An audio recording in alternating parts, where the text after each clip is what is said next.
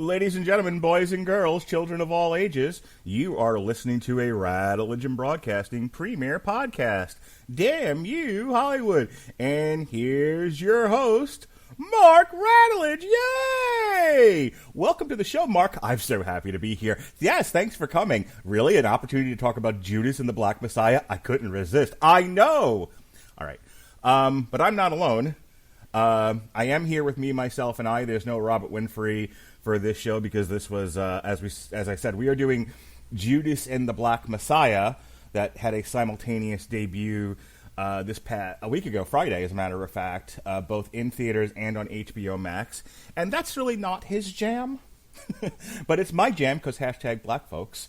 So here to join me in talking about this movie, the one who pitched it to me, the one who said, hey, I know that you're all explosions and boobs, but what about black folks? And I said, yeah. She said, what about Oscar contenders? And I went, ugh. She said, oh, come on. And I said, She said, but please. And I said, all right.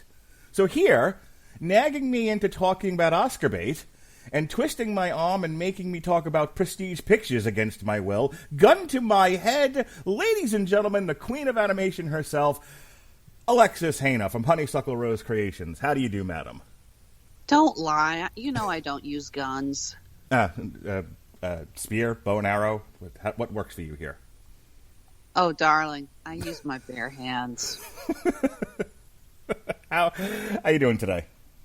I'm doing well. And yeah, let's face it, this review's already got to be white enough. Adding Robert in would just probably bleach out our entire network. Yeah, I'm pretty sure the NAACP would have came and arrested us. Yeah, it's like it's bad enough you got a white girl from Missouri and a white dude from Florida. You had a white dude from Salt Lake or from freaking Utah. Oh God. Yeah, it's too white. It's too much white. Didn't Congress pass a bill saying no more than 2 white people can talk about any black flick at any one time? Isn't that the rule? Probably. But, you know, you and I talked offline, and you had asked me if I was going to watch this, and I had actually just run through, like, a slew of these that are prestige pictures. And when I use the term prestige pictures, I'm talking about movies that are put out at a time because they know they're going to be Oscar contenders. Many of them have already been nominated for other awards, Golden Globes, etc. So that's what we mean when we say prestige pictures. And I had watched a slew of them recently. I watched One Night in Miami. Didn't feel the need to talk about it, but I loved the actors in it, and I loved the premise, and I wanted to watch it, so I did. Same thing with Ma Rainey's Black Bottom. I watched that. That was a kick in the teeth. And you would ask me, like, do you feel the need to talk about it? I'm like, no, these are things I just like to watch for my own edification, and it's not really what we do here. And then along comes Judas and the Black Messiah, and you hit me up again, and you were like, but what about this one? Now, of all the prestige pictures that are out there, like Nomadland just came out, and there's a whole bunch of other ones. I think you would, like, read through a list, and like, wow, we're talking about none of these. You focused on this one. Why is that? Well, again, yeah, oh, excuse me. I did notice that when I was going through the list of movies that were up for the Golden Globes. We're recording this, of course, mid-February, so that's all we know that's been released.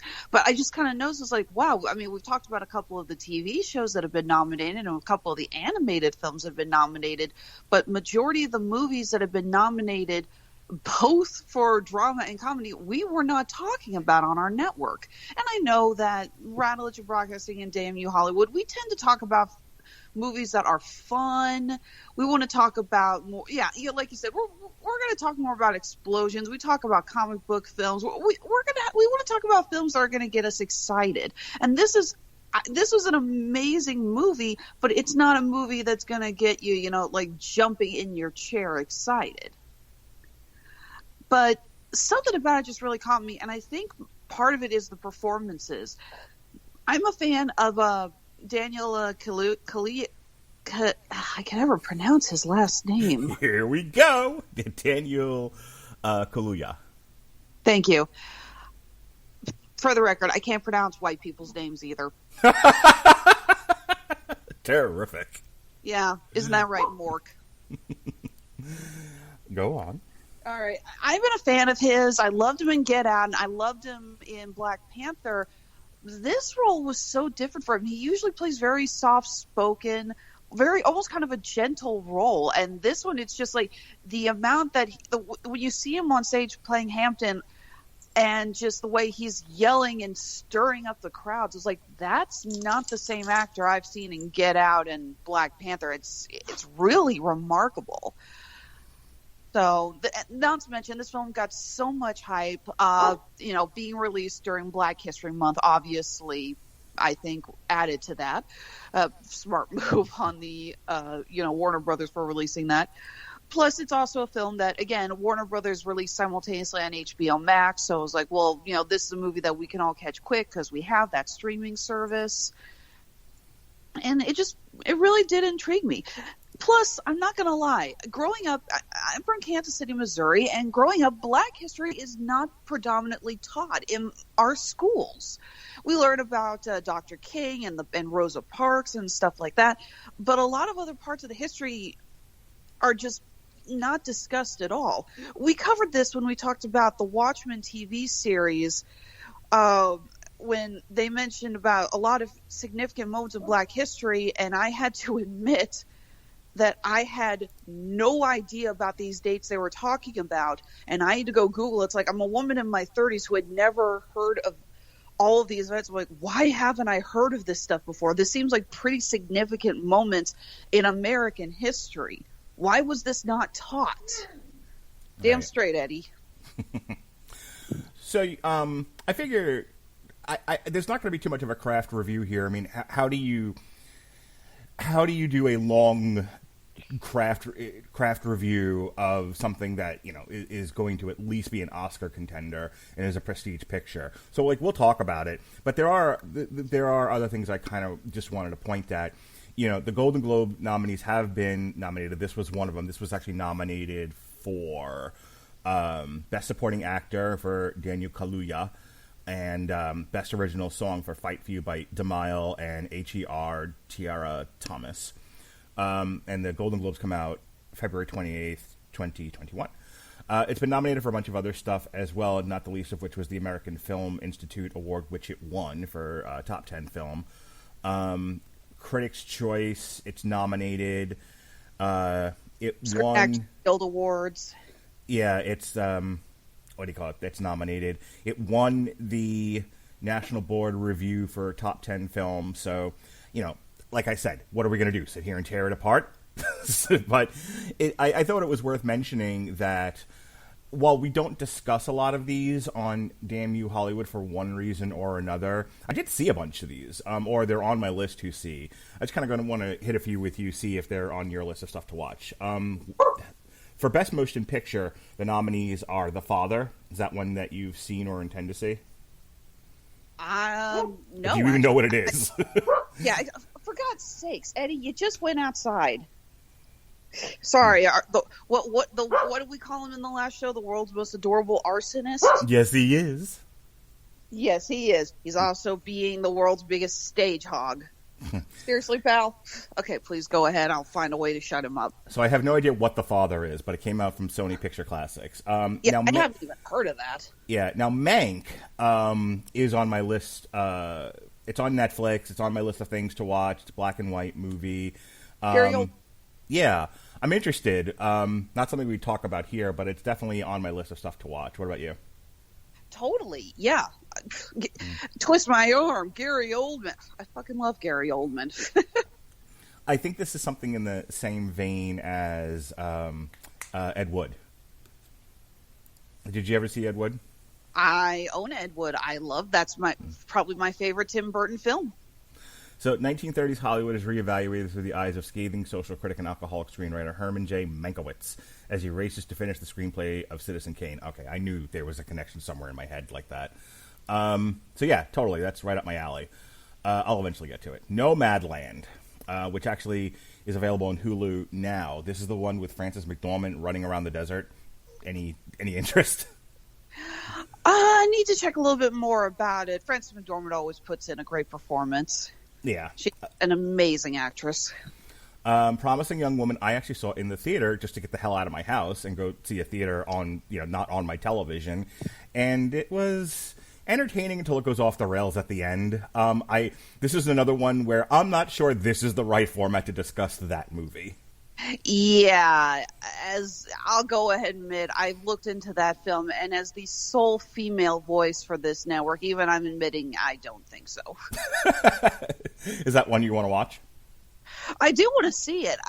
My husband and I always watch the Oscars, and we always tried. When we first started dating, watching the Oscars together was one of the first things we did together as a couple. So downloading and watching Oscar contenders has always been a big thing for us, and I do want to see it.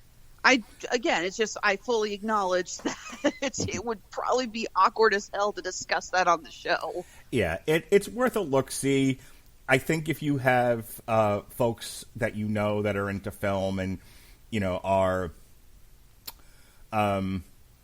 in agreement with its premise, essentially, with its central theme, it's probably a good conversation to have. Not one I need to engage in on this network. Moving on. I saw the trial of the Chicago 7 after I got my wisdom teeth pulled. And I loved it. The trial of the Chicago 7 hits me in one of my sweet spots. I love a good courtroom drama. Not something I felt I need to talk about here because what was there to talk about? It's great. The performances were great. I don't know enough about the history of the Chicago 7 to know whether or not the details were right, but I was entertained. Terrific. Yeah, you are sure that it was you that liked it and not the drugs. Yes, I very much enjoy the trial of the Chicago 7. I like a good courtroom drama. Couple of other ones here. We mentioned this is the best performance by an actress in a motion picture drama. Viola Davis from Ma Rainey's Black Bottom. She is outstanding. That movie is great. It's a talking movie. Holy cow. I watched that back to back with One Night in Miami, and after a while I'm like, I'd like to watch a silent film now. Not to mention that is the final performance of Chadwick Boseman. Yeah, decidedly not Black Panther in that movie. Quite the opposite. The man was an incredibly gifted actor. It's so tragic losing him. He wasn't just, seen as a bright light in the superhero film genre. He was an incredible actor. Indeed. Next week, when you're done watching Tom and Jerry, you can watch a prestige picture called The United States versus Billie Holiday, which will be coming straight to Hulu. That is on my list of things to watch. What about you? Saw the trailer for that the other day. Why did you have to remind folks that you roped me into watching Tom and Jerry? Well, you make a deal with the devil. This is the problem with being the animation guru for this network, folks. Because when the trailer dropped for this, I didn't even get a chance. Mark basically called me, said, "You're reviewing this. No questions." And weirdly enough, so is Winfrey. I was like, "Are you going to skip Tom and Jerry?" He's like, "No, it's on HBO Max. I might as well." And I'm like, "Alrighty." Mister, I don't want to review kid stuff. Pieces of a Woman. I don't remember what that is. I don't either. Moving on. The Sound of Metal was nominated for Best Performance by an Actor, Riz Ahmed. It sounded cool, and then I read about it, and I'm like, I'm sure it's great. I don't need to watch this. Yeah, again, it's kind of hard to have films on this network that we know are good, but again, it's like we can't really discuss the craft. We can't really it's like, we're not going to discuss the political implications because this isn't that type of show. Right. So, what are we going to do? It's great. It deserves all the accolades it gets. Moving on. I'd like to get to the theater to see The Mauritanian. That's in my wheelhouse, too, and Tahar Rahim got nominated for that. Do you know what The Mauritanian is? No, I do not. Okay. The Mauritanian. This is me vamping.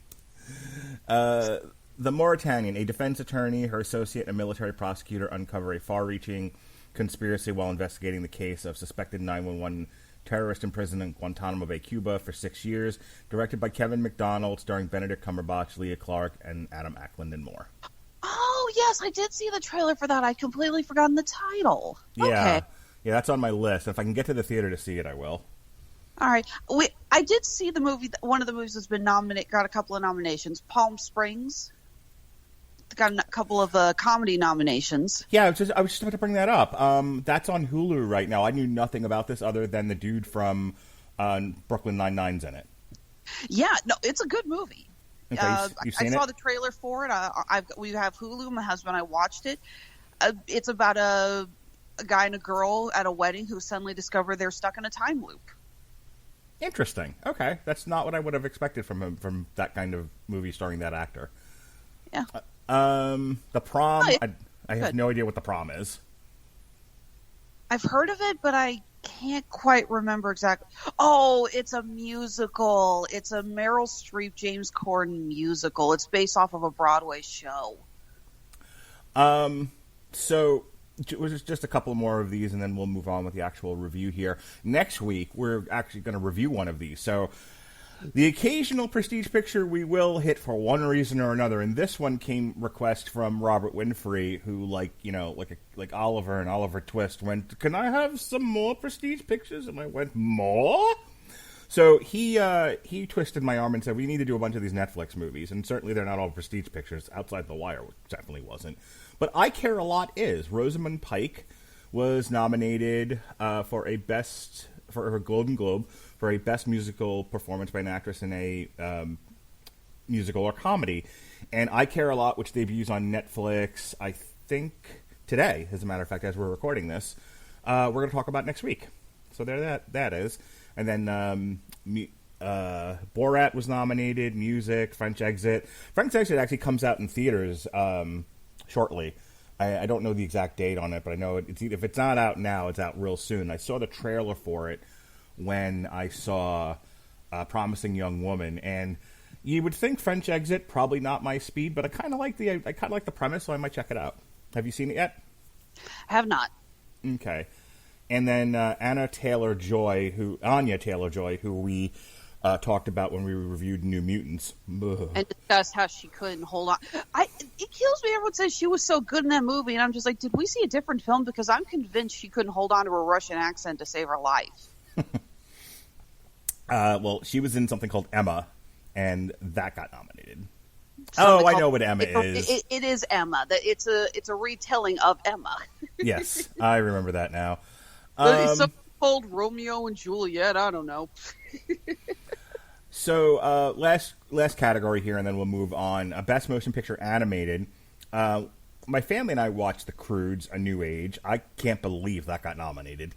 And we liked it, but I have no idea why it would get nominated. I mean, I guess they because there haven't been that many animated films this year. I was gonna say you beat me to it. I'm like, well, what else was they're gonna nominate?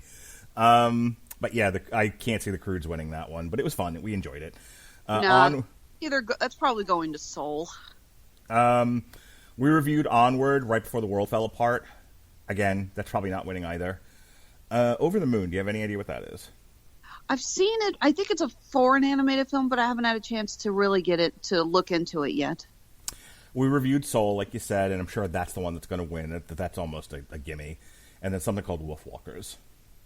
That I actually genuinely want to see. It's from the same company that did The Secret of Kells, I believe it's called. The animation looks incredible, and I do genuinely want to see it. I just haven't found it on streaming yet. All right. So let's get into Judas and the Black Messiah. The cast is Daniel Kaluuya as Fred Hampton, chairman of the Black Panther Party in Chicago. Lakeith Stanfield as William Bill O'Neill, an FBI informant who infiltrates the party. Jesse Plemons, who people may remember from Breaking Bad, as Roy Mitchell, O'Neill's FBI special agent handler. Dominique Fishback, who I recognized from The Deuce, plays Deborah Johnson and Hampton's girlfriend. You ever watch The Deuce? No, I haven't. You need to get into. I know I tell everyone about The Wire. I never stop talking about it. I might as well rename the network The Wire Network. You talk about it so much that I'm pretty sure it's the center square in our bingo card. Yes, ma'am. Or hearing the dogs, who I think you could probably hear massacring his squeaky toy in the background. Well, the guy that did The Wire, I'm pulling up his name now, also did The Deuce, and David Simon. So, okay.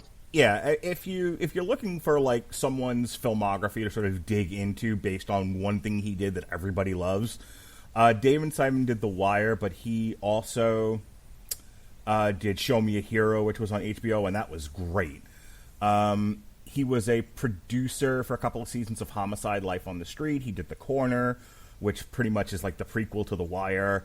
He was an executive producer, showrunner, and writer for Generation Kill. Treme, which if you've got a love affair for New Orleans like I do, he did that. The Deuce, which was about porn. So yay. Wasn't Maggie Gyllenhaal in that? Yes, she was. Okay, I think I saw this one. I don't know if it was season 1 or season 2, but I know I saw a trailer for it. Yeah, she plays a former prostitute who gets into making porn and then becomes famous for, famous in quotes, for making feminist porn, which is fantastic. Cool. Yeah. And then most recently on HBO, he did a miniseries called The Plot Against America. He did a bunch of other stuff, too, which is worth checking out. But like I said, that's kind of his short television filmography besides The Wire.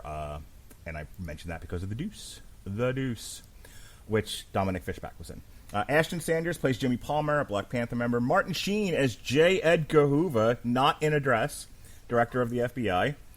Just going to say, credit to the makeup department. I did not recognize Sheen. Yeah, I kept looking at that and I'm like, is that really him? Wow, good job. I was like, holy shit. I hate to say, when I first saw him on the screen, I was like, wow, did they actually get Rudy Giuliani lucid for a minute? Boo. Daryl Britt Gibson as Bobby Rush, co-founder of the Black Panther Party in Chicago. Lil Rel Howery as Wayne, an undercover FBI agent. L.B. Smith as Jake Winters, Black Panther member. Jermaine Fowler as Mark Clark, Black Panther member. Dominique Thorne as Judy Harmon, Black Panther member. Robert Longstreet as Special Agent Carlisle, Mitchell's FBI colleague. Terrell Hill as George Sams, the Black Panther chairman. Nicholas Velez as Jose Chacha Jimenez. Amari Cheatham as Collins, and then finally Caleb Eberhardt as Bob Lee.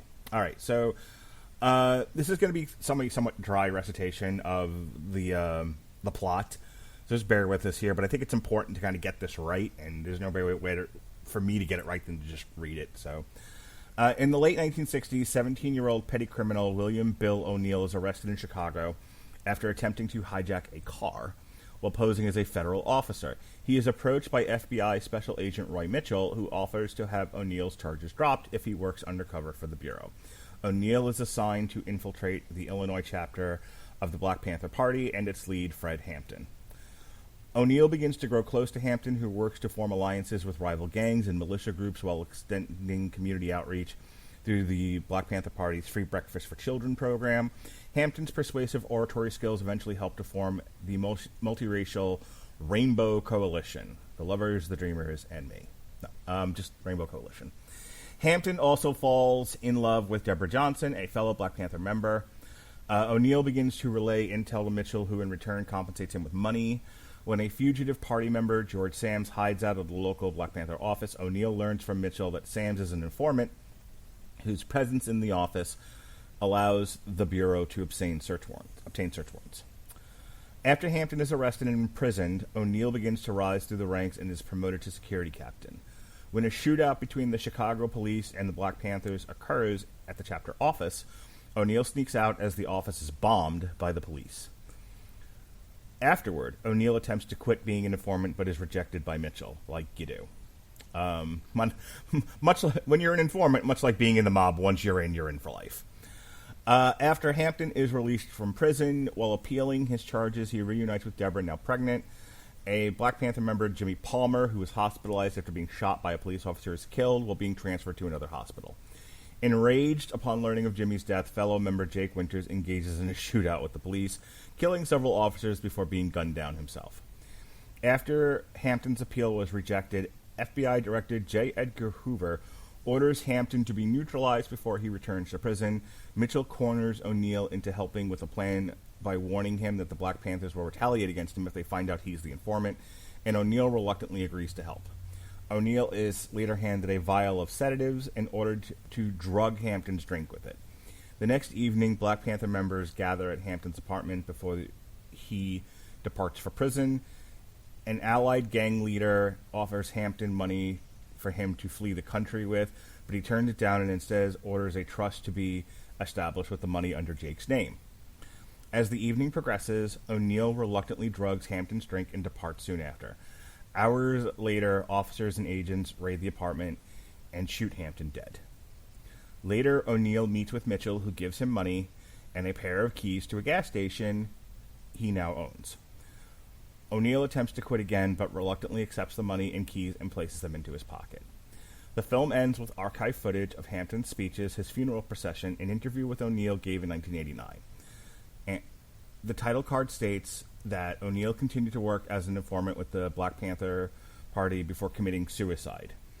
A lawsuit was filed against the FBI in 1970, and 12 years later was settled for $1.85 million, down from like $47 million. Today, Fred Hampton Jr. and his mother serve as chairman and board of the Black Panther Party Cubs. All right, so let me go over to you first and give me, as much as you can with a prestige picture like this, what were some of your thoughts on the craft? The film takes itself seriously, and it really pays off. There's some amazing shots in the film. I think one of my favorite ones was when Hampton is released from prison, and Deborah is waiting there, and he goes and hugs her, and she's wearing this long cloak, and he just suddenly feels something, and he leans back, and she shows her belly. There's no words of her saying. She couldn't get a letter to him in prison to say she was pregnant.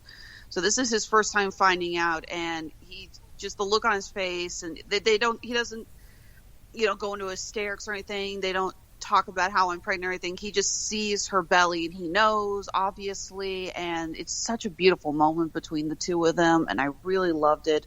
We get some great scenes of interspersed narration with one character talking over another scene. Deborah is a poet. That's how she ends up working with the Black Panther Party as a speechwriter. We get some great scenes of her reading her poetry that are laid over some horrible scenes of violence with other members of the party. Again, very well done. The acting in this film blew me away, not only from Daniel Kaluuya, but Keith Stanfield. The scene where the multiple scenes where he tries to quit the FBI. We get this one scene, you mentioned that. By the way, I'm sorry for the squeak in the background. There's this you have a great scene where he's talking about trying to quit, and Mitchell starts describing what had happened to another Panther who was framed as an informant, and how they tortured him, and they poured boiling water over him, and they did all these horrible things to him, and you can see just like he just freaking out, the way just looking at it, because he realizes that even without saying it, Mitchell's essentially saying, do this or, we're probably going to be the one to leak that you're a rat. He's stuck in a situation that he didn't want to be in. He was a car thief, and they essentially said, well, we could drop the charges, and now he's told, it's like, no, we're going to go to jail for at least 5 years, so that means you got to work for us for at least 5 years. And he doesn't want that. He was a kid. He did something stupid, and now he's stuck in something that he has no chance of escaping. And it's a situation that, worst case scenario, it's like best case scenario, is probably going to end up dead. I kept thinking about Snape from Harry Potter. I don't want to do this. Well, if people were concerned that this review wasn't white enough. Yep. There's my reference to Harry Potter. We're good now. I got that in. So there's now that you're trying to get your head straight, let me jump in here with. I was thinking about, how the sides were presented. I was doing some reading on this, and I think it was, it's obviously very easy to frame, Fred Hampton and the Black Panthers as the marginalized good guys, and the FBI as, the evil overlords in this picture. And there's certainly a fair amount of that, but I do think that the FBI has at least given an opportunity, right or wrong, and I'm sure most people would say wrong, to at least explain their side of it. So there's a scene with Martin Sheen and Jesse Plemons. Martin Sheen's J. Edgar Hoover, and they're talking about the case and how well it's going, and this is about when Fred Hampton's about to go back to prison, and they're like, okay, well, case closed. He's gone, and and Martin, and I think there had been a scene before where J. Edgar Hoover was like, putting him in prison just makes him more of a martyr. It makes him famous. It gives people. There's no redeeming for J. Edgar Hoover in this film. We talk about how you can see good and bad on both sides with Hampton, O'Neill, and even a little bit with Roy Mitchell. Hoover, no. Yeah. He is portrayed. Look, I honestly haven't done a lot of research on J. Edgar Hoover, but there really is no denying that man was beyond racist. So, yeah. The whole thing with the framing of the Black Panther Party. Now, this is what is in the movie. I'm not a historical scholar on this period of time, and I'm not going to sit here and try to do that. I'm talking strictly what is presented in the picture, which is what we're talking about. So, in the picture, it is presented that the Black Panther Party is a threat to the safety and security of the United States. And at first, they don't really explain why. They just are.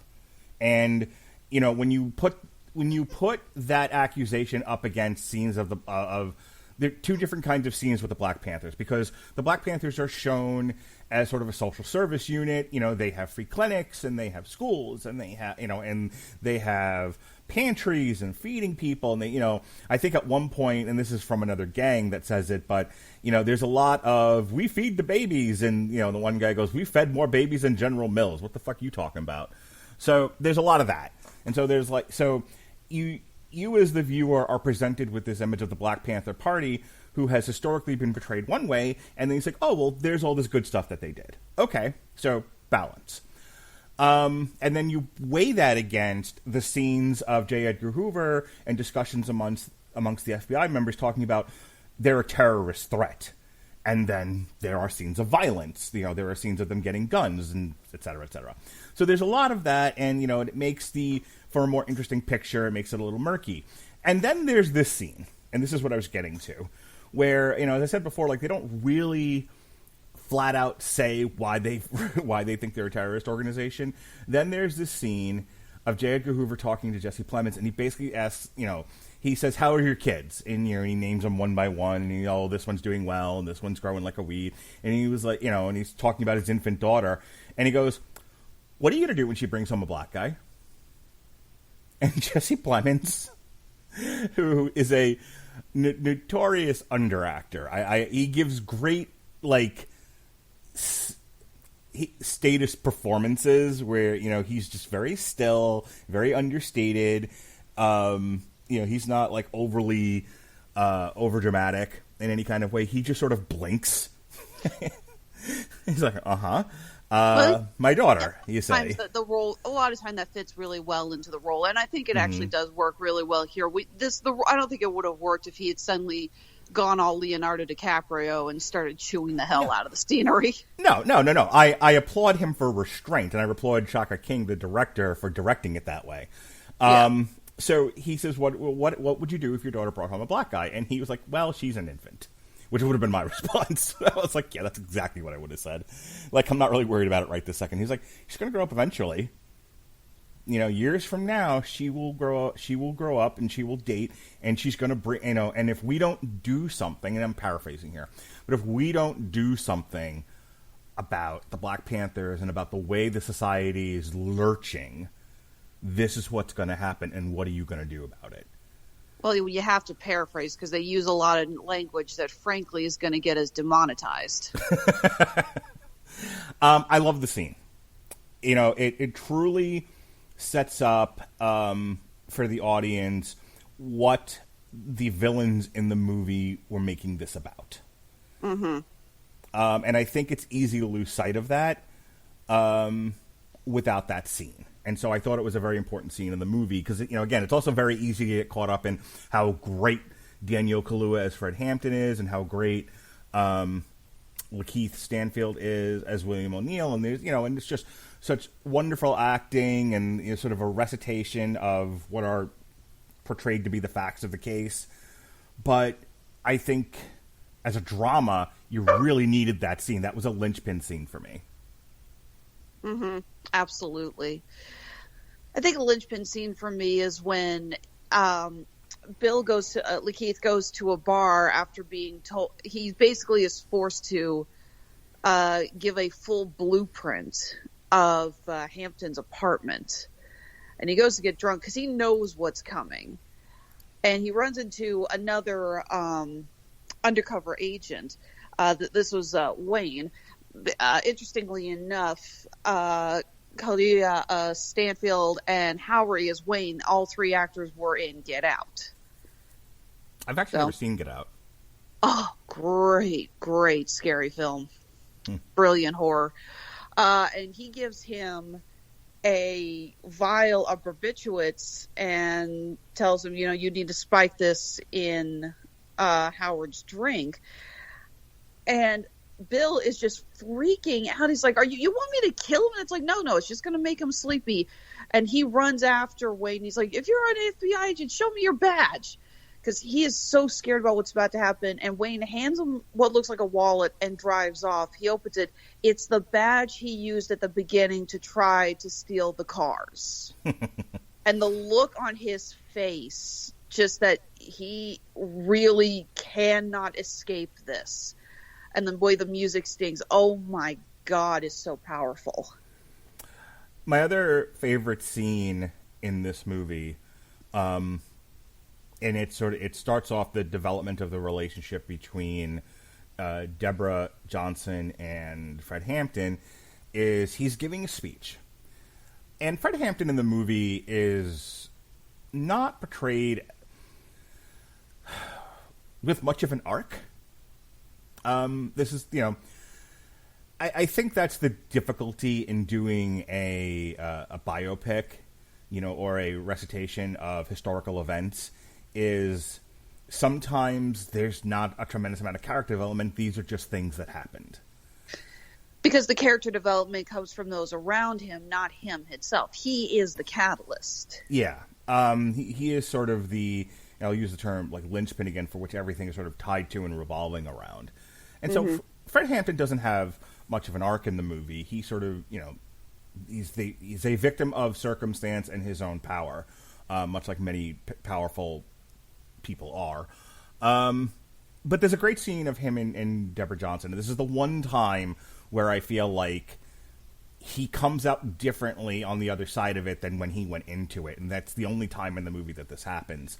So early on, he's giving a speech about being a revolutionary, and, I think the introduction into his speech is something about them changing the name of a school to like the Malcolm X school or something like that.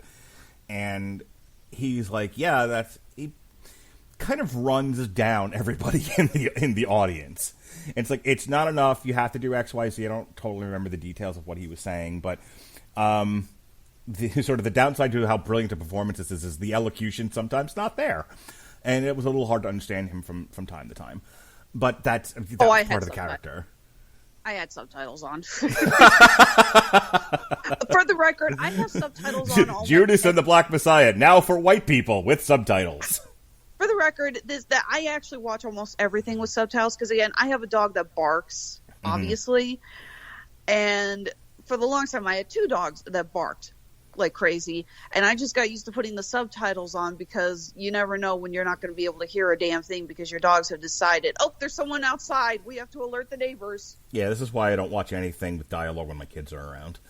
That being the case, so he's run down the audience. He's aggravated one guy in a dashiki enough that he walked out of the meeting, and she approaches him afterwards and she says, It's not that what you were saying was bad. She talks to him about poetry at first, and she tells him that he's a poet, with his oratory skills and whatever. But she's like, hey, maybe don't run down the people that you're trying to uplift and support and get to support you.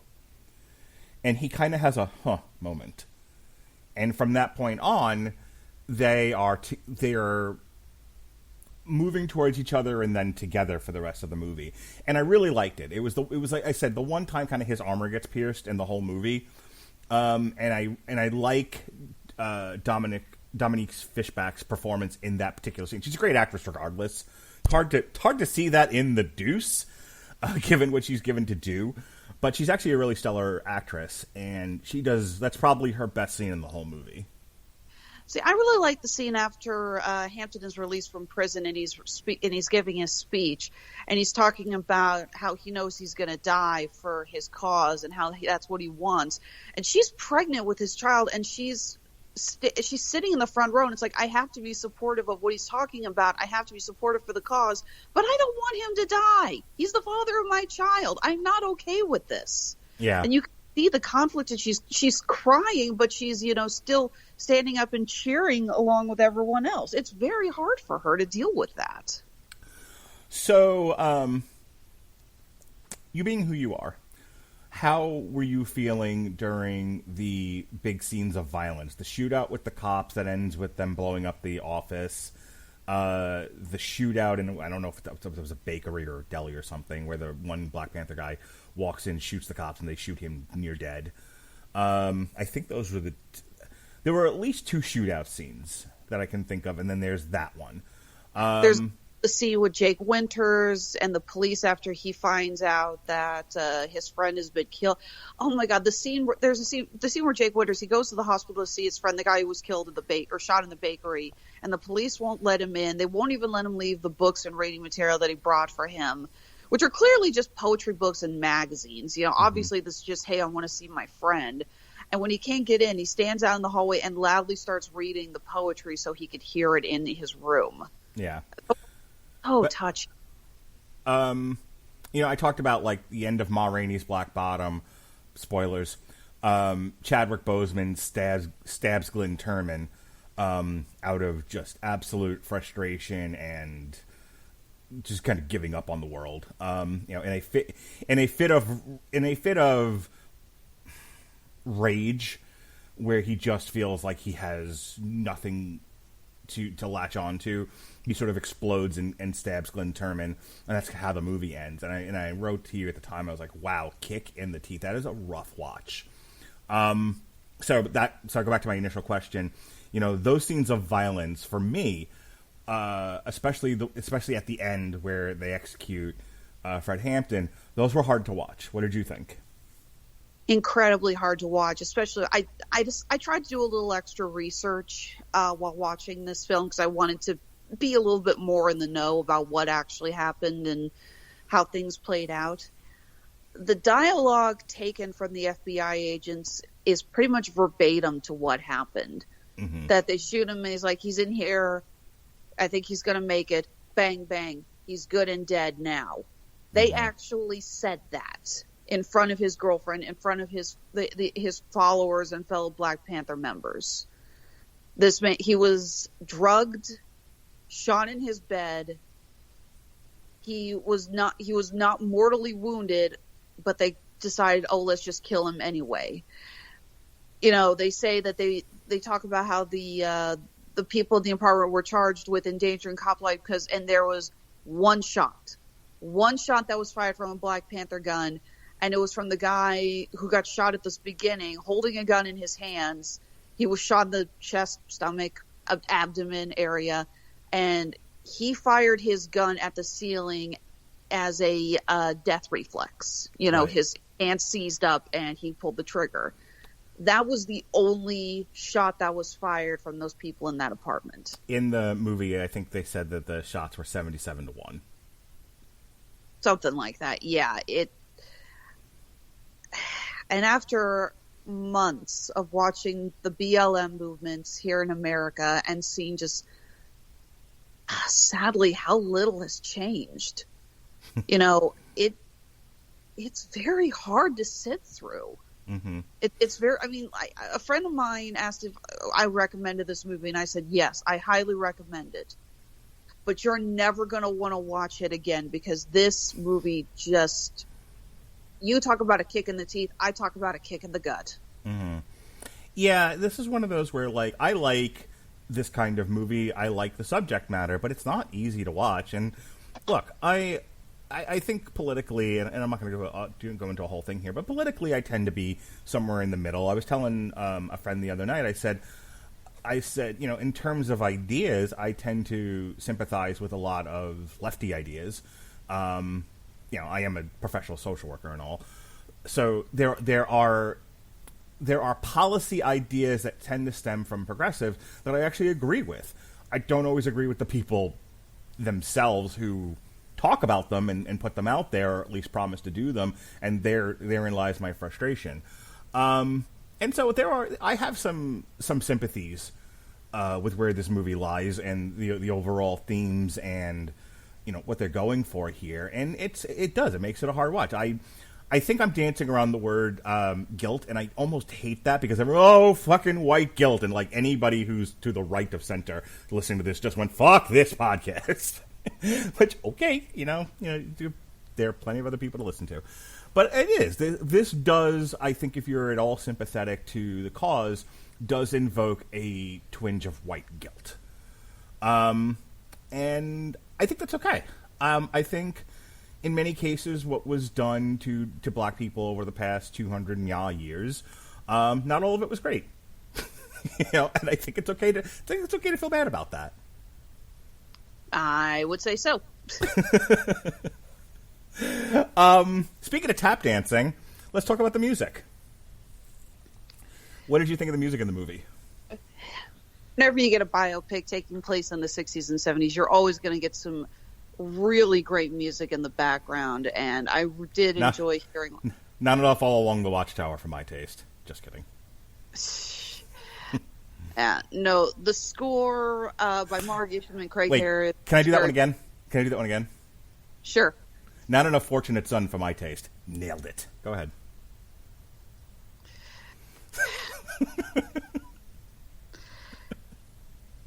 I keep saying it's like now we're officially too white, and then you go and top it. Listen, after the last 5 minutes, I needed something. Go. Go any whiter, and we're going to be freaking transparent, okay? Yes, ma'am. Yeah, no. Great score, great music. I really, the soundtrack to this is terrific. So there are two different soundtracks, both of which are available on AmazonMusic.com. I don't know if you know that or not, or if you use that particular service. You should. It's great. Most of the music streamers have a lot of the same stuff, and Amazon, if you're already doing Amazon Prime, there's no reason to not have Amazon Music as well, and you can actually find both the soundtrack to the actual movie, which most of the music that's in the movie was written by, it looks like, Mark Isham, and then there's bits and pieces taken from the movie for the Judas and the Black Messiah original motion picture soundtrack, and then there's an inspired album, which has the following on the track listing. It's got Nas, it's got Nipsey Hussle and Jay-Z, among others, BJ the Chicago Kid, I don't know who any of these people are, Polo G, Rakim, I know who Rakim is, he was with Eric B. In any case, both these soundtracks are available on AmazonMusic.com, and you can sign up for AmazonMusic.com by going to the following link. Get AmazonMusic.com/W2M Network, and you'll get a free 30 days of Amazon Music to give it a try. And if you missed the link that I just spatted out, you can find it in the podcast description. It'll be there waiting for you. Anything else about this movie you wanted to touch on before we move on?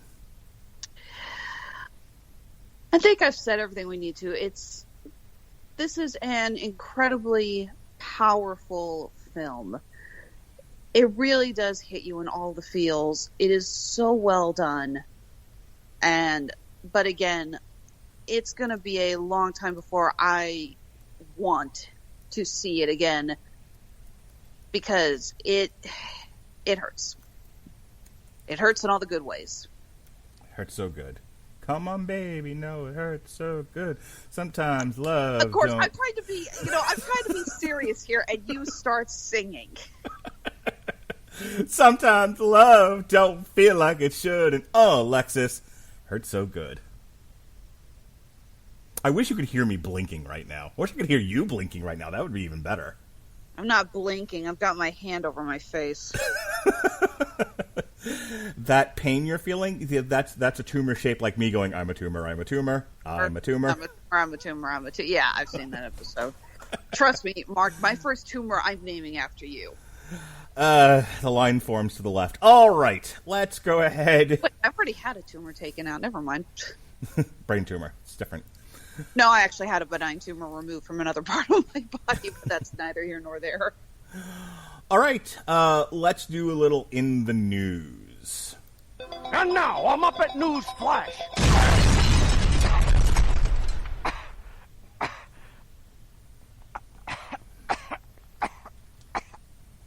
Our news segment on Damn You Hollywood is brought to you by Grammarly. For you listeners of Damn You Hollywood on the W2M network and all our great podcasts here on the W2M network, Grammarly is offering a free download of the Grammarly software. Grammarly's AI-powered products help people communicate more effectively.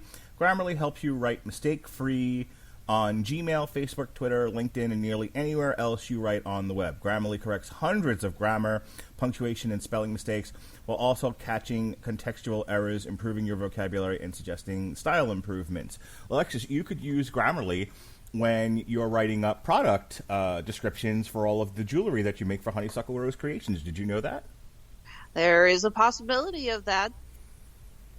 Indeed. So to download Grammarly today, you can go to getgrammarly.com/W2M network. Again, that's getgrammarly.com/W2M network to download Grammarly for free, and the link will be provided in the description below. All right, so Judas and the Black Messiah, again, not a whole lot of money to talk about here. It had a budget of $26 million. It's currently made $2.5 million. And the only other money issue of note before we move on to other things in the news is that the weekend that this came out, when they did the box office report, and I have an article up here from HollywoodReporter.com, and I kvetched about it online, and of course I got yelled at by Robert Winfrey, so I'm going to do it again without him being here to yell at me. But it reads, this was written on Valentine's Day, as a matter of fact, February 14th, 2021 at 9:30 in the morning. Box office. Croods 2 shoots to #1. Croods came out in November, people. November. Thanksgiving. Croods 2 shoots to #1 in the 12th outing, beats Judas and the Black Messiah. The animated film is on course to earn $2.7 million for the 4-day President's Day weekend, compared to an estimated $2.5 million opening for Judas. The long President's Day holiday weekend is always interesting at the box office, and this year, no different, even without a Hollywood blockbuster. In a surprise twist, Universal's animated pick The Croods: A New Age appears to have narrowly won the holiday frame in its 12th weekend, beating newcomer Judas and the Black Messiah. I believe my reaction to that at the time was, this is why we can't have nice things, and I was roundly made fun of for that, because why would people, in a pandemic, be rushing to the theaters to see Judas and the Black Messiah? I believe his exact comment was, you have a family of 4 and you're just wanting to get out of the house. Which one are you going to see? Valid point, but still, this bothers me. Yeah, this is one of those I don't want to live on this planet anymore moments. Again, I get the point. You're not going to get an entire family of 4 to go see this movie. This is definitely something that'll probably live on HBO Max and do quite well there, but nowhere else. But still, really? The Croods? November? Wow. Well, it doesn't help that a lot of the bigger name family films have been repeatedly pushed back. I mean, just... Sorry, can we pause? It's really not easy with so many family films repeatedly getting delayed. Obviously, Warner Brothers is doing the whole simultaneous release of both on streaming and in theaters, but Disney has pushed back most of their films. A lot of other companies, and a handful of Disney's films, they're just putting straight on streaming. They're not even putting into theaters. So the idea of actually finding a family-friendly film in theaters where everyone can get out of the house and enjoy it, the options are slim to none. So, as much as my nose is in a twitch because the movie about the angry black people didn't do as well as the Stupid Kids film that came out 3 months ago, Hollywood executives took delight in the results, saying it means it's a signal. It's a sea change, Alexis. Don't you understand? It means that people will return to the movies in the U.S. when all cinemas are able to reopen. According to ComScore, only 37% are currently operating. So that's the other kind of fun news item about this is that you had the kids were off from school and people left their houses to go to the movies if those movie theaters were open. If you don't live in New York or California, and we might be seeing. I mean, so far, and I don't want to go off on a huge tangent about this, but it looks like the slate was wiped clean up until May. And other than Marry Me, everything that was slated for May is still currently keeping its premiere date. So Black Widow on May 7th is keeping its premiere date. Free Guy, Spiral, I can't remember the date, but it's whatever, it might be like the 21st. They're keeping their dates. And Cruella, which just debuted its trailer, which apparently got a lot of people in the snit. Over how she looks. I'm sorry, I just saw the poster for that, and all I could think is, oh God, Hot Topic is gonna milk this for all it's worth. Yeah, there was a lot of those comments. Anyway, they dropped a trailer for Cruella, and the rumor had been, and we had talked about this offline, that Cruella was going to go straight to Disney Plus, and nope. Not only is Cruella and Fast 9 holding their May 28th dates, but both are holding their theatrical debuts. Instead of any kind of, streaming or hybrid streaming effort. So, you don't want to get too excited because things could fall. We live in a world on thin ice, and things could fall apart any minute now. But, hopefully the vaccine rollout gets a little better, gets a little faster, gets a little greater, and movies Fred Hampton said it in the movie. When your house is on fire, all you think about is water and escape. And right now, the world's on fire. Hopefully by May, things turn. We're in a place where things have turned a sufficient enough corner that we can all go back to the movies again. It'll be the next big release. I mean, Tom and Jerry is notwithstanding. The next huge Rock'em Sock'em big release will be Kong versus Godzilla, and that comes out March 31st, but it's also a hybrid. It's in theaters and HBO Max. And I know both of us said you can't not go see that in a theater if you've got one available to you. But what's the point of watching two giant kaijus fight if you're not watching it on a giant screen? Right. I mean, I'm sure if you really love monster battles, you're going to enjoy it on your regular TV as well. But part of the enjoyment of seeing a movie like that is seeing them actually bigger than you, bigger than life. That's that's part of the fun. I mean, it's like watching Independence Day, on the big screen. Yeah, that's a cheesy movie, but part of the fun of that was watching things blow up on a huge screen. Oh yeah, that was the only reason to go see that movie, was to watch the Empire State Building, I think it's the Capitol Records Building in Los Angeles, the White House, all blow up on the screen as the size of your house. Exactly.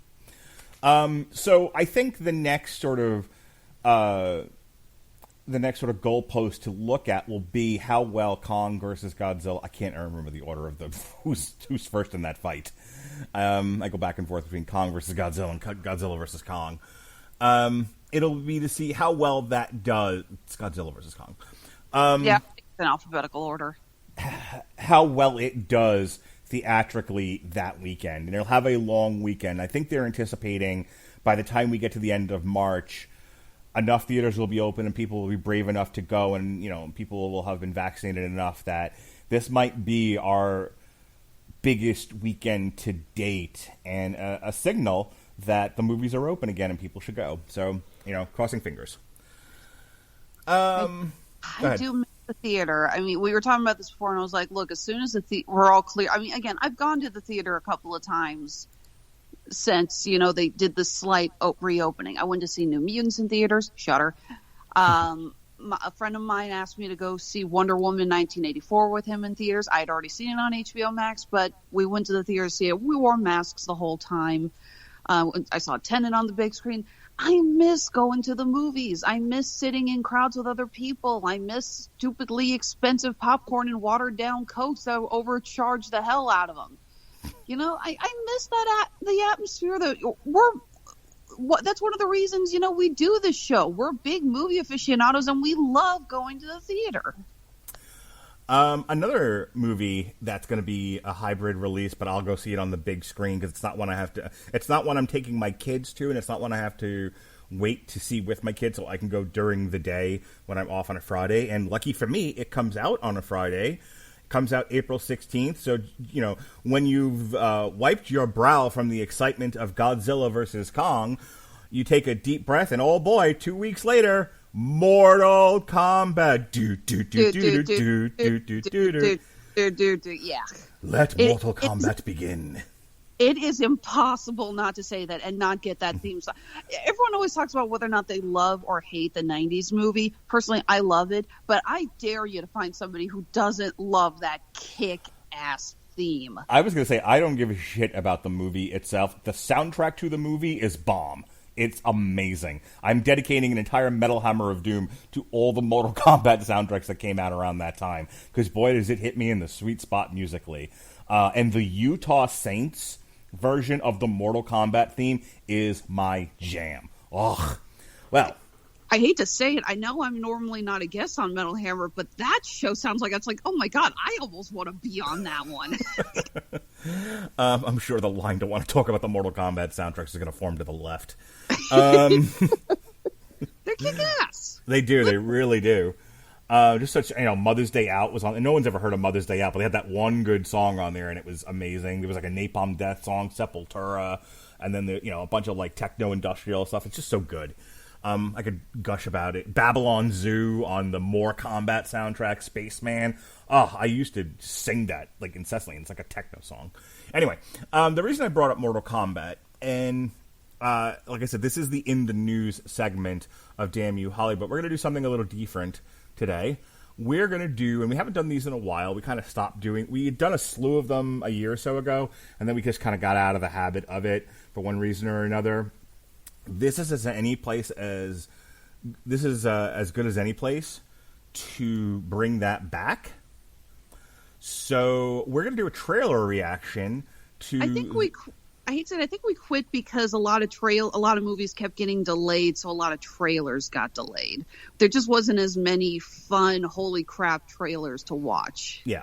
Well, the In the News segment, when we don't have a tremendous amount of news to talk about, and no one's gotten fired from Disney today, would be to do trailer reactions in the News segment. So the first one we're going to do, and the only one we're going to do today, because I don't need to talk about the Cruella trailer. It exists. It's fine. I'll go see. We'll see it. We'll talk about it. I don't need to talk about the trailer. But let's talk Mortal Kombat. Holy cow! It's like all you need to know is that Emma Thompson looks awesome in leather, and Emma Stone looks amazing with black and white hair. And if anyone could probably pull it off, it's her. So here we go. I'm going to go ahead and press play here, and we will watch the Mortal Kombat trailer together and squee. Sounds good? Yay! I like squeeing. All right. So I've heard, as we see icicles and Jax walking around with a machine gun, that Sub-Zero is the main villain of this thing. What do you think about that? That's kind of weird because usually you would think, obviously, you would think more of the Emperor and Scorpion as being the bad guy. Yeah, Goro. So we just saw Jax have his arms iced and shattered. So we're already off to a good start here. I'd actually wondered if I could take my kids to this, and then I heard it was getting an R rating, and then I saw this trailer, and I'm like, nope. Well, yeah, that's the joke everyone's always made, is that the 90s film was freaking PG-13, and everyone was like, how the hell do you make a PG-13 Mortal Kombat movie? Because you want kids to go. Yeah, well, this one they said, screw it, we're making it for the fans. Well, that's because all the kids became 40-year-old bearded fat guys, and there's enough of them to make this a hit. Speaking of which character did you play as when you played this game? I was usually, I think in the first iteration I did a lot of Scorpion, and then later on I did Reptile. I do a lot of Scorpion. I've always been better in fighting games with long-range projectile characters. Mm-hmm. Why, when I play Injustice 2, I usually play a Scarecrow, because he's got the scythe. I was usually Blanca in Street Fighter. All right, so we really haven't commented at all on this trailer. It's a lot. I mean, it's a teaser trailer, so it's a lot of like quick images. Jax's arms look pretty cool. They do. Again, I'm glad they're actually going with robotic arms instead of, oh god, that horrible Mortal Kombat sequel from the 90s where he just had metal leaves, which made no sense. We don't have the sound on, but they're about to show Sub-Zero and Scorpion fighting each other, and Scorpion's going to do the get over here thing. Which, if there's no get over here, I would cry. The fans are already screaming. It needs to be deeper. It's like, my god, we give you the ultimate fan service, and you nitpick it to death. So you guys were, as we approach the end of this trailer, which looks awesome, by the way, it really does. I'm excited for this movie, and I was not the world's biggest Mortal Kombat fan. I mean, I played it like every other white kid in my neighborhood, but and I'm gonna go see it. This end bit with Kano also made me laugh. Oh yes. What do you think about Kano now having more of a Terminator eye as opposed to the full like metal side of his head like he had in the games? I don't care. I'm not that much of a detail-oriented person, nor does this game mean that much to me that I would give a shit one way or the other. Yeah, I can't wait to see more what they do with Melania's Melina. Wow, way wrong M word. Melina's teeth. We know that Melina's kind of got like a wide opening of teeth, and that's why she always wore the mask. Mm-hmm. But they show her, and it looks like she's got scars across her face. So I'm wondering if they're going to kind of do similar to what they did with the witches with the cobra mouth kind of a thing. All right. So in the chat, and I need you to sort of hit me to the jive here, because I was at work and I wasn't really following the conversation. Also, didn't care. But for the sake of the segment, and because I think it's a newsworthy thing to talk about, I guess Johnny Cage isn't in the movie. But there's a new point of view character that is, and everyone's up in arms about it. Explain. Yes, his name is Cole Young. There is no information on this new character, but there are a lot of fan theories that they're essentially going to what I like to call pull a con. You are familiar with Star Trek Into Darkness, correct? Yes, it's a garbage movie, and that reveal was terrible, but go on. Yes, it was. But you remember when they announced Benedict Cumberbatch in the film, and they announced the character's name, all the fans start saying, wait, is this actually Khan in disguise?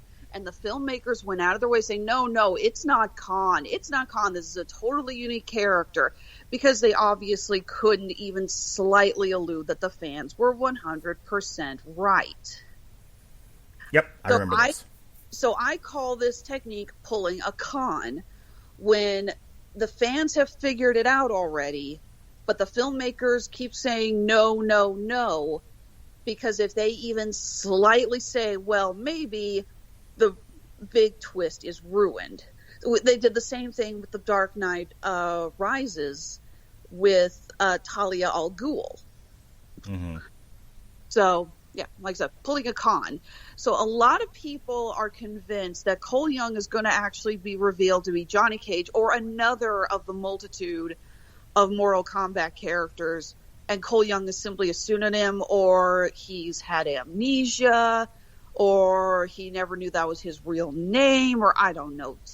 Take your pick of the plot devices. There's a whole freaking room of them. Okay. Let's, if there's nothing else, then I don't know if you had anything for the new segment. If not, let's go ahead and do our critical review before we close out for the evening. Yeah? Yeah. Here we go. Yeah.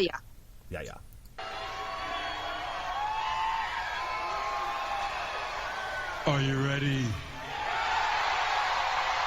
No! I said, are you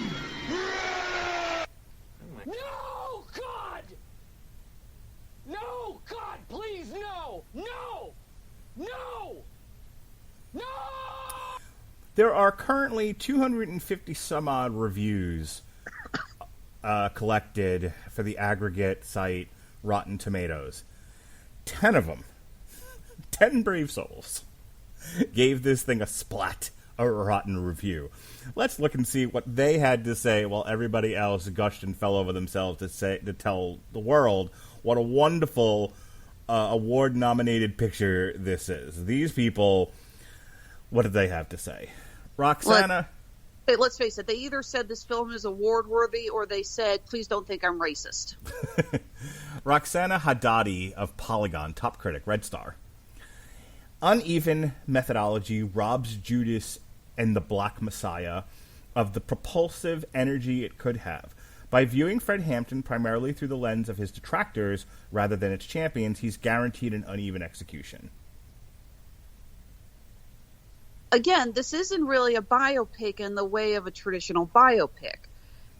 Fred Hampton is not the main, he is the main focus of the film, but he is not the main character, he is not the character arc. I have a feeling that this film critic wanted to see more of a traditional biopic of Hampton. Yeah. But I can understand wanting that.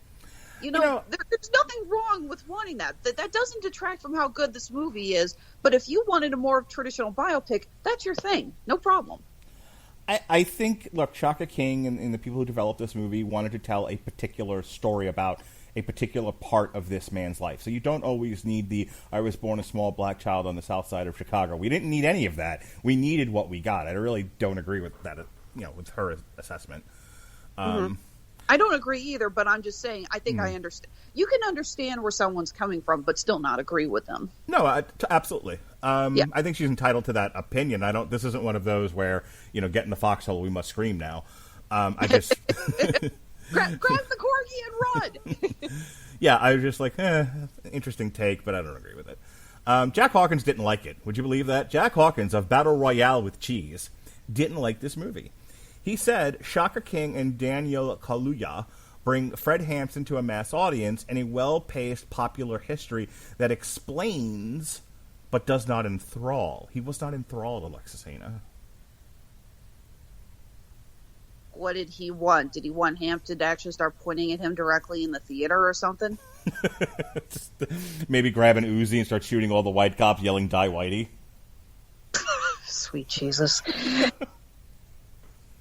I mean, that would have been enthralling, no? I think maybe a Quentin Tarantino-esque turn the alternate universe where the black people win. Maybe, I don't know. I'm not sure what he wants here. Me neither. Jordan, roll me of World of Real, R-E-E-L, Real. I figured. The film feels like a collection of episodes, none too fully sketched out scenes that fail to give us characters that the much-needed depth to make us care. I don't agree with that. I totally disagree with that. I don't understand how he got that. I mean, that's an interesting take, but I would need much further explanation for that kind of mindset. Dustin Chase of the Galveston Daily News. While the onset of the narrative struggles at times to remain on a singular path, and distance itself from Black Klansmen, great movie, by the way, it's the performances that keep the film together. Okay, so he didn't like the narrative pace or structure. Again, did he want a more traditional biopic? Maybe he wanted car chases. Could you imagine the Chicago police chasing Fred Hampton and Deborah, well, da-da-da-da-da-da, plays in the background? The truth is, this is not there are some decent action scenes, usually with the police shootouts, but this is not an action-pushed plot. This is a character-driven plot. You're driven not by major action sequences or anything like that. You're driven by what these characters are going through. And if you can't enjoy that, then no, this isn't the movie for you. And, maybe there are some people that this just isn't for them, and I don't know if they're, idiots or what, but if that's not your thing, then fine, that's not your thing. This one I wish Robert were here for, because this one would have made him take up arms and storm the office of the National Review. Should I get in the foxhole? No, because I'm not going to start screaming. But and if you get in the foxhole, I'm talking to myself again. We did that bit at the top of the show. This Armand White's pissed of the National Review. Okay, Armand White is just mad as hell, and he's not going to take it anymore. And this film sent him into a tizzy. Audiences are left frustrated. What audiences? Who are you talking about? And audiences are left frustrated and susceptible to easy suasion. This superficial view of the past contributes to the national dismantling perpetuated by mainstream media. Oh, he's mad at Shaka King for not making this more black and angry. He's either mad at them for not making it more black and angry, or he's mad at not making the whites more sympathetic. Take your pick. I'm guessing based on his picture here in the National Review, it's the former, not the latter. What's his picture look like? He's a black fella. Okay, I'm sorry, because that review just screams, I worked for Tucker Carlson. Well done. Yes, Armand White of the National Review. It's just not... doesn't make the whites feel guilty enough. Hated it. All right. May Abdul-Baki of Screen Rant. Ugh, this rag. This online... Screen Rant is one of the worst movie blogs ever. I hate... Like, half of their stuff comes up in my newsfeed, and 90% of it's opinions... You know, and it's like either lists or 5 ways it could be Mephisto in WandaVision. It's like, please stop typing. Go for a walk. Oh, I'm having too much fun sending you guys the Mephisto memes. Well, it was the first one I could think of, but that's all like, it's like one news item for 10 opinion pieces that amount to bullshit. I hate it. Yeah. Judas and the Black Messiah can be incredibly gripping at times, but the narrative downplays both Hampton and O'Neill's stories to its detriment. Okay? What? Not enough Fred Hampton for you? What happened here? Not enough Bill O'Neill for you? I don't get it. It's like, from what I've read, the film is mostly pretty accurate. The main difference is that O'Neill never actually was his driver. They probably changed that so they could have, again, more movement in it, and by having O'Neill be the one who chauffeurs him around. But yeah, O'Neill was just the security captain. He was never his personal driver. Right. Which, okay, that's not a big change. That's not a big deal. I'll forgive that so that we can frame them in scenes more often, but who gives a shit? Not to mention, I thought it was kind of a funny tie-in, the fact that he was arrested for stealing a car, and he said, well, how, Mitchell's like, well, what can the FBI do to get you in closer with him? And the first words out of his mouth are, give me a car. Right. You know, again, it was like, that's kind of a funny callback. John Wirt of The Advocate from Baton Rouge, Louisiana. Splendid principal cast members make the most of their roles, earning their audience. Even so, they can't fix a scattershot simultaneously overreaching and underachieving screenplay. You're right, sir. Not enough attention was paid to how hard black people had it. And nobody living in this country can see 900 million other movies showing how bad black people have it. We had to have it in this one, too. I just don't get what some of these reviewers were wanting. Yeah, I was thinking about that as we were doing this, that they don't take time to really show you what black people were fighting for in terms of how they were being treated. But I think if you go into this movie, you have at least some idea that black people in the 60s might have had it rough. And yeah, I feel like Shaka King basically said, I don't need a background for what was happening to black people. I'm pretty sure 99% of living Americans know what black people were going through. I don't think we need to be redundant. Yeah, I don't think the movie needed to open up with a chorus of black people singing In the Ghetto. Like we get it. It was bad times, you know. And certainly, what of there was captured in this movie was perfectly crafted and framed by the goings on between the Black Panthers and the fucking cops. No more need to be said. Did we need them on, like, you know, lines for public assistance? Did we need, you know, scenes of roaches in public housing tenements? What the fuck did you need in this movie? Yeah, exactly. We know what they were going through. That's why we want to see this movie. We don't need more explanation. Right. Again, like I mentioned earlier, we were not taught a lot of black history in Midwestern white schools But that doesn't change the fact that, but we still knew about it. Yeah, like I swear to God, anything having to deal with the plight of the black man in this country has to open up with the Oklahoma riots. Every single one of them. Like, we get it. We know. Move on. Tell a different story. Yeah, it's like, I'm sorry, either you want PBS or you are so freaking privileged that you don't understand, that you actually have ignored that part of history completely, in which either way, I weep for your soul.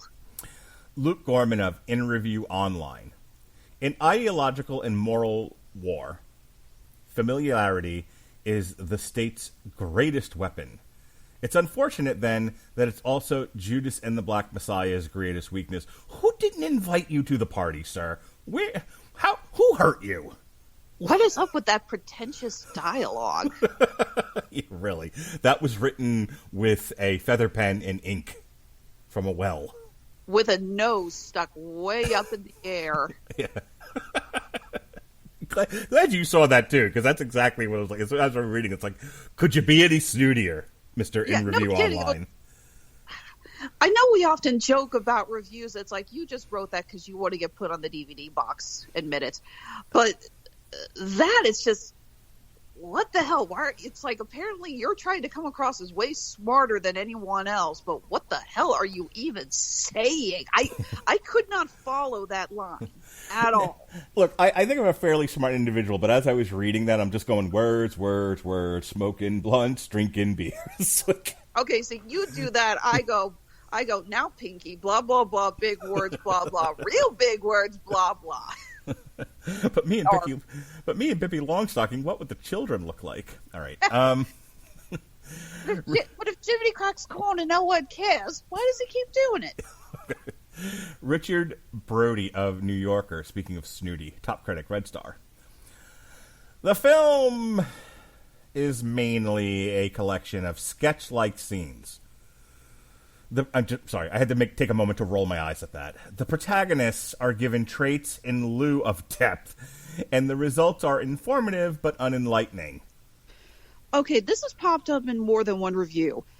Was the editing not that great, and you and I just didn't see it?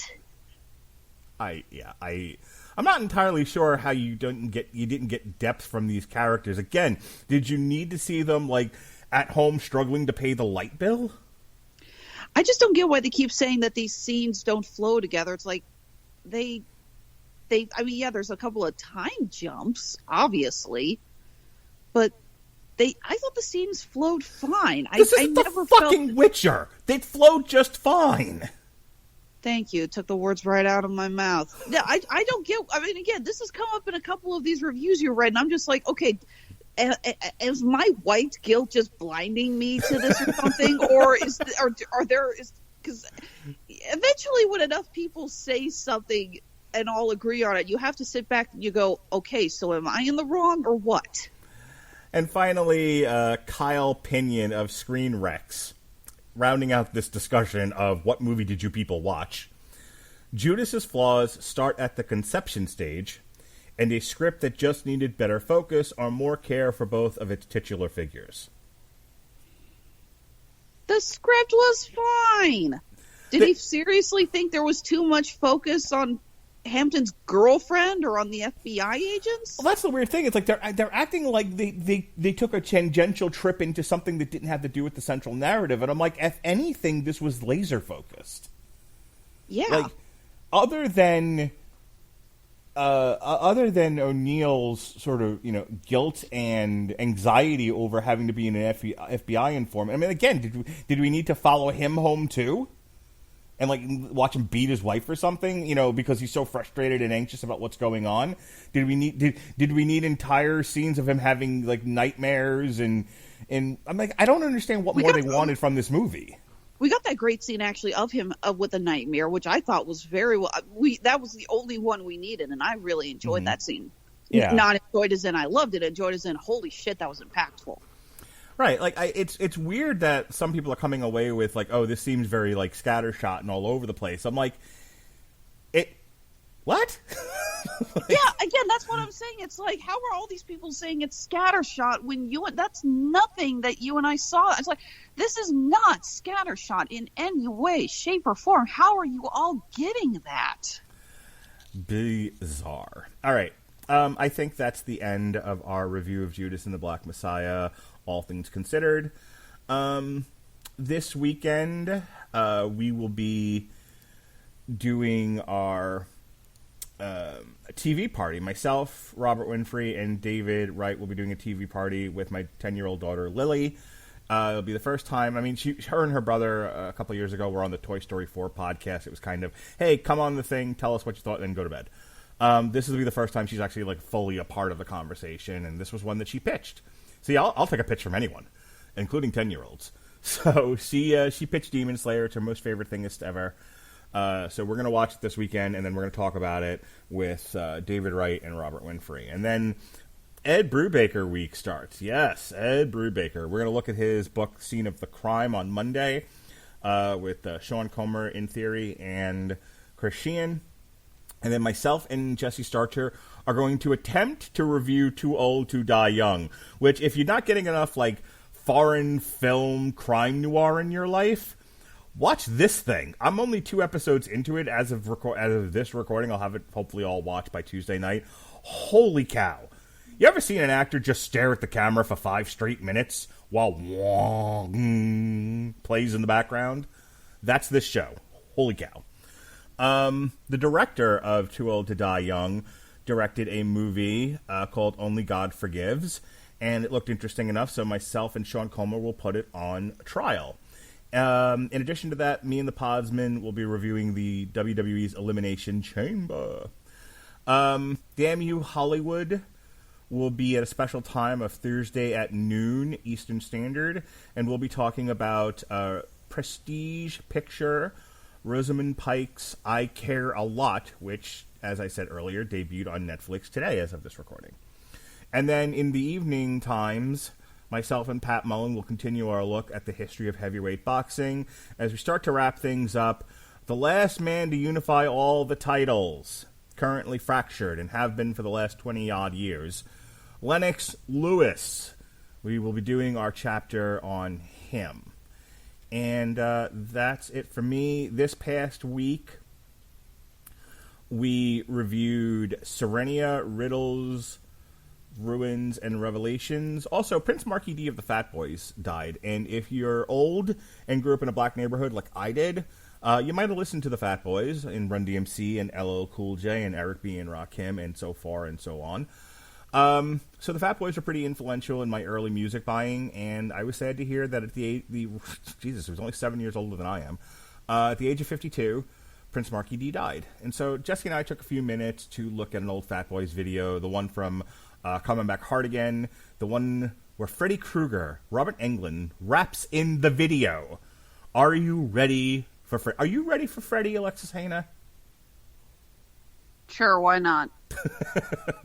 Growing up in Missouri, did you listen to much Fat Boys?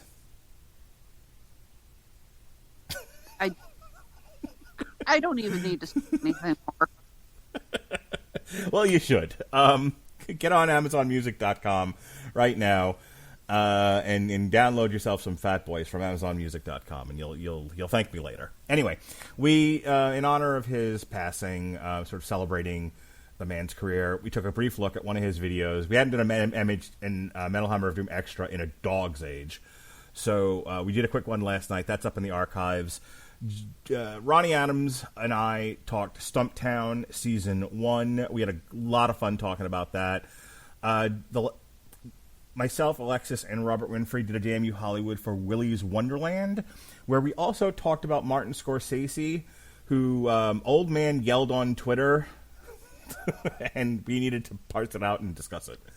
Because those always flow so wonderfully together. Nicolas Cage finding animatronics. Martin Scorsese discussing Federico Fellini. It's so seamless. Yes, it's peanut butter and gasoline. Terrific. Speaking of which, the Podsman and I reviewed NXT TakeOver Vengeance Day. Sean Comer and Robert Winfrey did a Damn You Hollywood for the Korean space opera Space Sweepers. And finally, myself, Evan Bevins, and Chris Sheehan. No, let me try that one more time. Myself and Ronnie Adams talked about the book that inspired the show, Stumptown Volume 1 by Greg Rucka. All right, that's all my plugs. Take me home, baby doll. All right, Honeysuckle Rose Creations, the intersection of geek and chic. Right now, we're like I said in our last show, we have uploaded a bunch of brand new products to our website, including a handful of our new favorite couples, geeky Scrabble tile chokers, celebrating some of our favorite couples in geekdom. I swear to God, if you say what you're about to say, Mark, I'm just going to hang up. Kirk and Spock. Well, it wasn't what you said last time, but I'm still pissed at you. Go on. All right. Now, unfortunately, we're not sure when we're going to be on the road next. As we've been discussing on the show previously, country is still kind of in the midst of a lockdown, and we're not sure when the convention scene is really going to get back up. I was supposed to be on the road in April, but the first show has been moved to August. So maybe a few more months of me sitting on this couch. I have quickly grown over the last year to hate this couch because I have pretty much fused with this couch.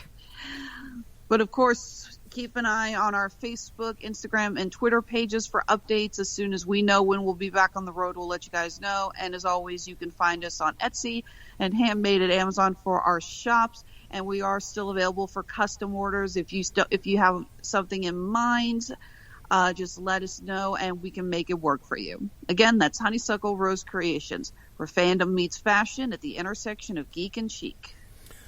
Okie dokie. That wraps it up for Damn You Hollywood this evening. For Alexis Hejna, I'm Mark Radulich. Be well, be safe, and behave.